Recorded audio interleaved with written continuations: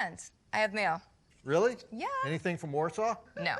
It's from Cameron Lucy of Holly Springs, North Carolina. You are determined to make this Carolina Jubilee night, aren't you? Yes, we were just there, weren't we? And we were just in North Carolina. We were in Clayton. Clayton, Holly Springs. This is from Holly Springs. These are, you know what these are? Satellite cities for Raleigh-Durham. Don't call them suburbs. Satellite cities. You don't say suburbs anymore. They have their own orbits. I'm not sure why people don't want to be associated with Raleigh and Durham, but anyway, I've done the Redneck Show there 3 times now, and I can assure you they get it. Not every audience gets it, but they get it. Hi, Darcy. See, they don't even write to me anymore. They write to you. Hi, Darcy. I have a question for Joe Bob and a request. I saw this super old website post online talking about God stuff, and it mentions a project you were working on. What can you tell us about the Joe Bob story? Well, first of all, God stuff was the segment that I did on The Daily Show, and I guess this was an old article about that. And it quotes the article. Joe Bob is presently putting the finishing touches on his screenplay, The Joe Bob Story, which has been described as a country western. This is Spinal Tap. The film is scheduled to begin production in the fall. Okay, yeah. Should I answer that part first, or should I read the second part of the... Answer that part because I'm curious. So yeah, I did write a script called The Joe Bob Story. The William Morris Agency set it up. It was going to be produced with money they raised out of their Nashville office. And then, like most things in show business, it fell through.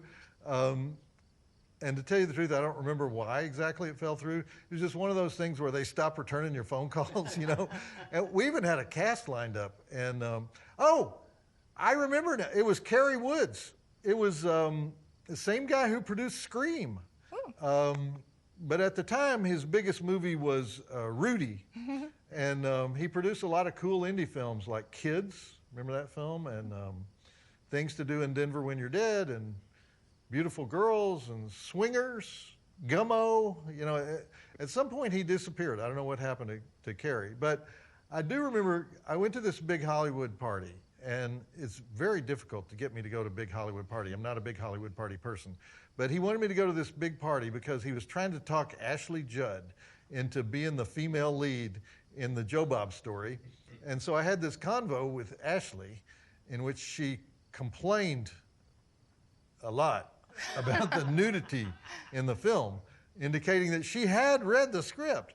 And so that was it. They don't ever call you up and say, this project is dead. They just say, we're going to put this on the back burner for now, Joe Bob.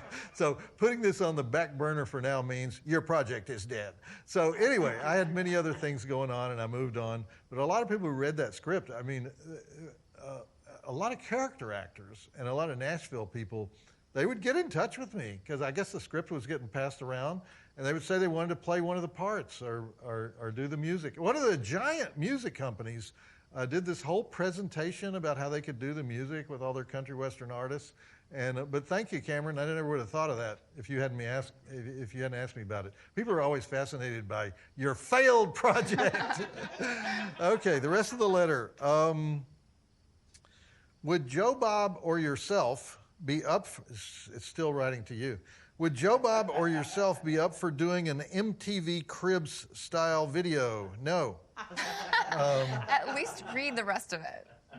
If not a house tour, maybe Joe Bob could show off his bolo collection or a bookcase and talk about some interesting stuff that he owns. And yourself, a horror collection tour. Just an idea. I'd be down for it. I'm not. Why not? I'm just not a fan of any kind of reality TV. I don't like to do the small talk because... Isn't that exactly what we do? Well, yes, but we do small talk about movies, not so much about ourselves. Well, I think you should reconsider. Cameron, that is not an absolute no. Let me try to reason with the boss man. Cameron, that is an absolute no. And don't be stubborn. I'm Joe Bob Briggs, and I am not responsible for anything Darcy promises, reminding you that you should never drink and drive because you might hit a bump and spill your beer. And the drive-in will never die.